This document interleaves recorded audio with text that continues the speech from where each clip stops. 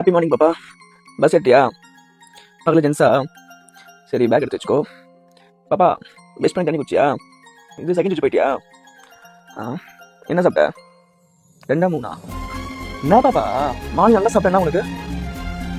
சரி ஷால் போட்டியா ட்ரெஸ்ஸுக்கு? சரி சரி டாப் ரொம்ப லூஸாக இல்லைல்ல? சரி சரி பாப்பா. பாப்பா நல்லா தண்ணி குடி. அப்புறம் இறங்கிட்டு அப்புறம் மெசேஜ் பண்ணிவிட்டு பாப்பா ஏதாவது ஒன்றா கால் பண்ணி எனக்கு சரியா? மிஸ் யூ பாப்பா. பாப்பா ஐ ஓகே பேபி.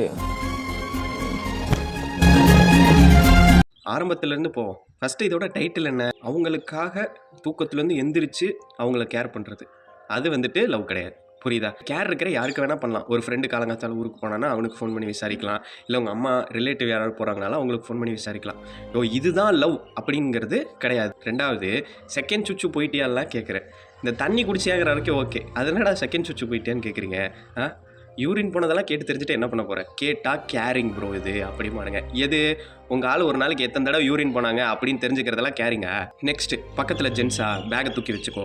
இப்போ பேகை தூக்கி வச்சுக்கிட்டு அவங்க அந்த ஜென்ஸ் இறங்குற வரைக்கும் எங்கேயும் அசைய முடியாமல் அப்படியே நெளிஞ்சிட்டு உட்காந்துருக்கணும். இல்லை அது மேலே படுத்துங்கணும். ஒரு அன்கம்ஃபர்டபுளான ஒரு ட்ராவல் பண்ணணும். அதானே இப்போ அந்த பேகை தூக்கி எதுக்கு நீ வைக்க சொல்கிறேன்? அந்த பேக் வந்துட்டு அவங்களுக்கு வந்துட்டு ஊருக்கு போய் சேர்ற வரைக்கும் ஒரு சேஃப்டியை கொடுத்துரும் அப்படின்னு சொல்லிட்டு நம்புறியா? அடுத்து ஷால் போட்டு போயிட்டியா? இந்த கேள்வியை கேட்காம இருக்கவே மாட்டீங்களாடா? அவங்க போட்டா என்ன போடல என்ன உனக்கு என்னடா பிரச்சனை? அடுத்து ஷால் போடலையா? அப்போ டாப்பு டைட்டாக இருக்கா? அந்த பொண்ணு ஒரு பின்லையும் ஒரு டிஷர்ட்டும் போட்டு போயிருந்துச்சுன்னு வச்சுக்கவேன். டிஷர்ட் ஏன் டைட்டா போட்டு போனேன்னு கேட்பீங்க. கேரிங் ப்ரோ அவங்க சேஃப்டிக்காக தான் நாங்கள் பண்றோம் அப்படின்னா ஒரு ஷால் போட்டு போறது ஒரு பொண்ணுக்கு சேஃப்டி கிடையாது. இதெல்லாம் உங்களோட இன்செக்யூரிட்டி. உண்மையாலுமே நீ அந்த பொண்ணோட சேஃப்டிக்காக தான் பண்ற, உண்மையாலுமே உனக்கு கேர் இருக்குன்னா அந்த பொண்ணு கிட்ட ஒரு பெப்பர் ஸ்ப்ரேவும் ஒரு கையில ஒரு கத்தியை கூட வாங்கி கொடுத்து அனுப்பு. இது வேணா ஒரு வகையில் அந்த பொண்ணுக்கு சேஃப்டியை தரலாம். ஆனா ஷால் போட்டு போறது ஒரு பொண்ணுக்கு 100% சேஃப்டி கொடுக்கும் அப்படிங்கிறது கிடையாதுப்பா.